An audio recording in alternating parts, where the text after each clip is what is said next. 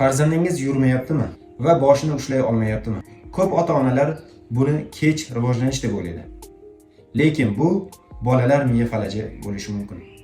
Bolalar miya falaji bu bola miyasining ona homiladorlik davrida, tug'ruq vaqtida yoki tug'ilgach neonatal davrda zararlanishi natijasida harakat funksiyasi va mushaklar tonusi buzilishi bilan kechadigan kasallik.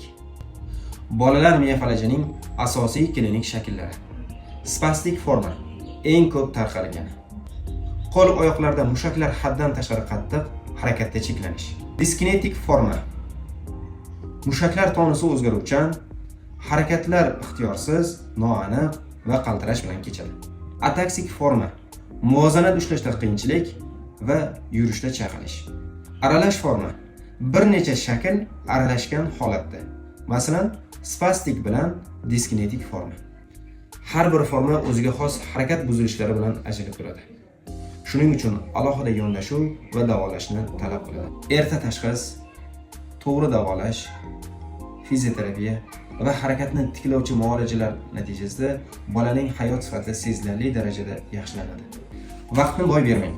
To'g'ri tashxis va reabilitatsiya bilan farzandingiz o'z imkoniyatlariga erishadi.